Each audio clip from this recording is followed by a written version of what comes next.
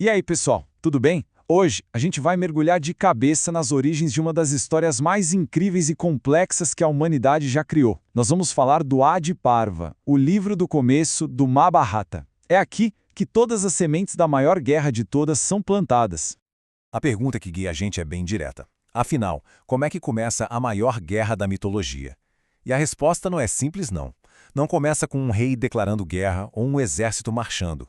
A coisa é muito mais profunda, sabe? É uma teia de destino, de maldições e, claro, das escolhas de gerações inteiras. E essa resposta está toda aqui, bem no comecinho de tudo, no Adi Parva. Pensa nesse livro não só como uma introdução, mas como verdadeiro DNA de todo o conflito que está por vir. Cada personagem, cada evento futuro, tudo já está ali, de alguma forma. Então, bora entender como essa história foi contada pela primeira vez. Primeiro, de onde veio essa história? A gente imagina que uma história de guerra começa num campo de batalha, certo? Pois é, mas não aqui. A narrativa começa numa floresta sagrada, a floresta de Naimisha. É lá que um sábio chamado Souti conta tudo para outros sábios. E só isso já mostra que a gente não está falando de uma simples história de guerra, mas de um ensinamento sagrado que foi passado de geração em geração. E o que esse ensinamento sagrado revela logo de cara? Que o primeiro campo de batalha não é um reino com exércitos e tudo mais. O primeiro campo de batalha é a alma dos personagens. É uma batalha interna. Antes mesmo dos nossos heróis nascerem, o destino deles já estava sendo costurado por uma rede de maldições e bênçãos poderosíssimas. E olha só que interessante essa corrente de eventos, é um verdadeiro efeito dominó. Uma maldição antiga força o próprio Deus da Justiça, o Dharma, a nascer como um homem mortal, o sábio Vidura. Depois, outra maldição impede que o rei Pando possa ter filhos. Isso, por sua vez, leva a esposa dele, Kunti, a usar uma bênção divina para ter filhos com os deuses. E é daí que nascem os 5 heróis, os Pandavas. É uma corrente de karma, onde o destino da guerra já está sendo selado muito antes dela acontecer.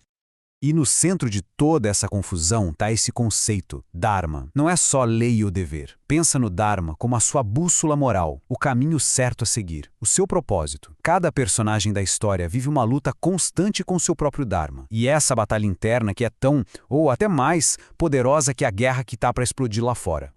E claro, essa luta interna uma hora transborda, ela vaza para o mundo real. E é aí que a gente chega no campo de batalha externo. Com todo esse cenário de karma já montado, finalmente conhecemos os protagonistas dessa rivalidade. 2 famílias de primos, que nasceram para disputar o mesmo trono.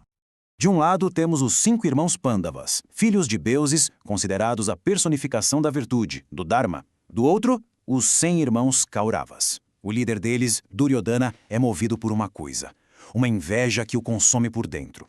Ele acredita que o trono é dele por direito e não vai deixar ninguém ficar no seu caminho. Já dá pra ver que isso não vai acabar bem, né? E essa inveja toda do Duryodhana vira logo uma tentativa de assassinato. O plano é cruel. Ele constrói um palácio inteiro com materiais super inflamáveis, a chamada Casa de Laka, e convida os Pandavas para ficarem lá, planejando queimar todo mundo vivo. Só que o sábio Vidura, que é a própria encarnação do Dharma, descobre tudo e manda um aviso secreto. Com isso, eles conseguem escapar por um túnel. A guerra aberta ainda não foi declarada, mas nas sombras ela já começou. Agora, foragidos, vivendo disfarçados, os Pandavas entram num longo período de exílio. E se você acha que isso foi ruim para eles, pense de novo. Longe de enfraquecê-los, é nesse período que eles realmente se fortalecem, enfrentando todo tipo de desafio e formando alianças que vão ser cruciais lá na frente. E na floresta, eles não encontram paz, não. Eles encontram Rakshasas, que são demônios que aterrorizam os vilarejos. É aí que o Bhima, um dos irmãos que é pura força, se torna o herói do povo, derrotando esses monstros e espalhando a lenda dos Pandavas como protetores. É também nesse período de exílio que nasce o filho dele, o poderoso Ghatotkasha. O Adi Parva também é cheio de histórias dentro da história, como a do rei Yayati, que deixa essa reflexão poderosa pra gente. É um lembrete de que o desejo insaciável, seja por poder como o do Duryodhana ou por qualquer outra coisa, é como uma chama. Quanto mais você alimenta, mais forte ela fica. É um tema central para toda a epopeia.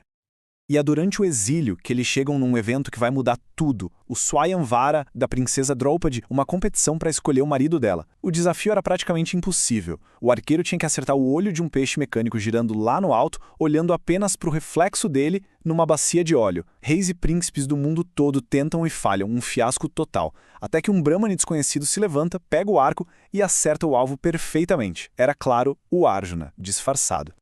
Mas aí veio uma reviravolta chocante. Por causa de uma frase que a mãe deles, Kunti, diz sem querer, Draupadi acaba se tornando esposa não só de Arjuna, mas de todos os 5 irmãos. Sim, de todos os 5. Esse casamento, que era super polêmico, cria um laço inquebrável entre eles, mas também se torna mais um ponto de honra e de conflito, jogando mais lenha na fogueira da guerra. Bom, vamos juntar todas as peças agora. O Adi Parva não narra a Grande Guerra, mas ele prepara o palco para ela de um jeito meticuloso.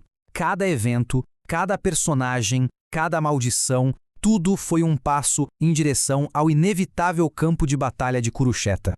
Então, o ponto principal é este. A guerra não surgiu do nada.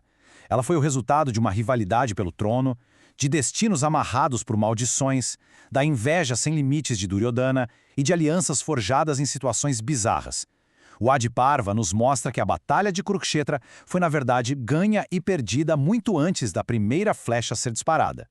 Isso tudo nos deixa com uma pergunta para a gente pensar, né? Se grande parte do caminho já parece estar definido por forças maiores, como deuses, karma e maldições, qual é, de verdade, o peso das escolhas que cada pessoa faz? Essa é a grande tensão que o Mahabharata nos convida a explorar. Obrigado por me acompanhar nessa jornada pelo começo de tudo.